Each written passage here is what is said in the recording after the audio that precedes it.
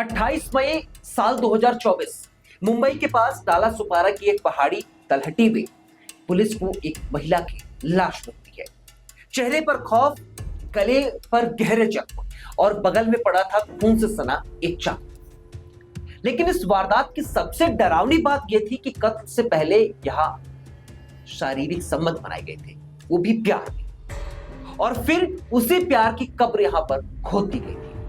कहानी शुरू होती है पुलिस को आए एक फोन कॉल से। सुबह सुबह कंट्रोल रूम में घंटी बजती है और खबर मिलती है कि डाला सुपारा के धनियूबाग इलाके में एक महिला की लाश पड़ी है। पुलिस कंट्रोल रूम पहुंचती है और सामने होती है एक डरावनी बुर्के में लिपटी एक महिला की लाश, जिसका गला रेता हुआ है। पेट और छाती पर 2 घाव है।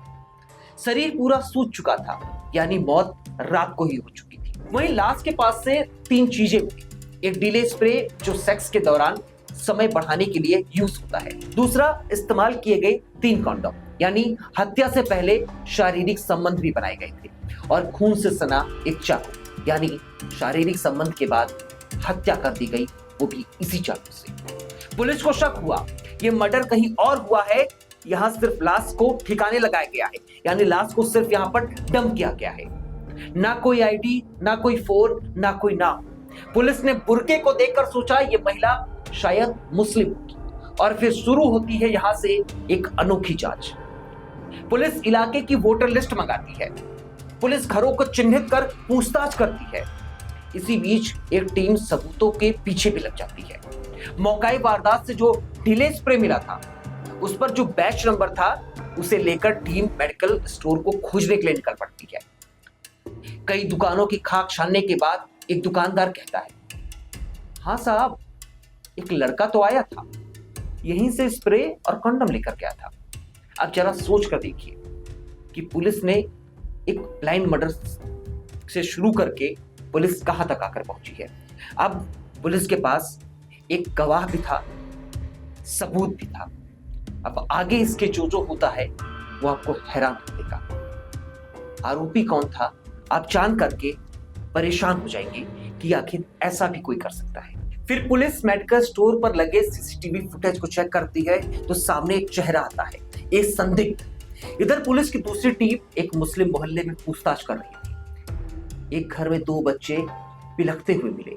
पड़ोसी बताते हैं कि इसकी मां सायरा बानो 3 दिन से लापता है और इसका पति जियाउल शाह थाने गया है गुमशुदगी की रिपोर्ट लिखवाने के लिए। थाने में जियाउल को लाश की तस्वीर दिखाई जाती है और वो चीख पड़ता है, अरे ये तो मेरी बीवी है।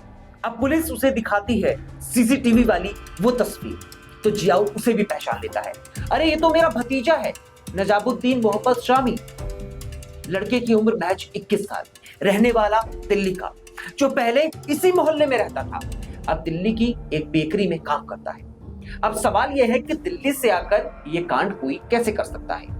लेकिन तभी जियाउल पुलिस को एक और राज बताता है कि सामी और उसकी बीवी के बीच 2 साल से अफेयर चल रहा था।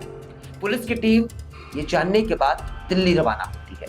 100 से ज्यादा बेकरी छानने के बाद आखिरकार सामी पकड़ा जाता है।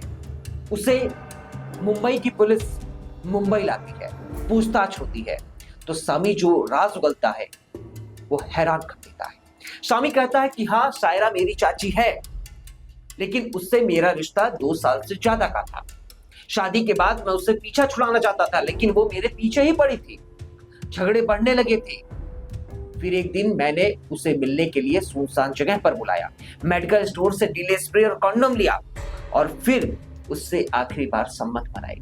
जैसे ही मौका मिला मैंने चाकू निकाला और उसका गला रेत दिया। फिर लाश को वहीं छोड़कर दिल्ली वापस लौट गया। बहरहाल, अगर वो डीले स्प्रे ना होता तो शायद सामी कभी पकड़ा ही ना जाता। लेकिन कहते हैं ना कि कानून के हाथ बहुत लंबे होते हैं। अपराधी कितना भी शातिर हो, वो पकड़ा जरूर ही जाता है। और इस केस में पुलिस ने एक छोटे से सुराग से एक अंधे कत्ल की गुत्थी को सुलझा दिया। तो पुलिस वालों को, उन पुलिस कर्मियों को एक सैल्यूट तो बनता है। लेकिन ये घटना हम सबको सबक भी देती है कि प्यार, वासना और धोखे का ये जो संगम होता है, तो उसका अंत भी बेहद खतरनाक होता है, बेहद खौफनाक होता है। इस दर्दनाक और खौफनाक वारदात को कभी भुलाया नहीं जा सकेगा। कभी कभी जुर्म की गहराई रिश्तों से भी ज्यादा खतरनाक होती है। बहरहाल मैं आपके साथ था अखंड त्रिपाठी। ये जानकारी आपको कैसी लगी कमेंट बॉक्स में जरूर बताइएगा। इस घटना से आपने क्या सीखा कमेंट बॉक्स में जरूर बताइएगा। और ये वीडियो अगर आपको पसंद आई हो तो वीडियो को लाइक करके चैनल को सब्सक्राइब जरूर कीजिएगा, बेल आइकन जरूर हिट कीजिएगा। बहुत बहुत शुक्रिया, धन्यवाद, नमस्कार, जय हिंद। वीके न्यूज, राष्ट्र के नाम।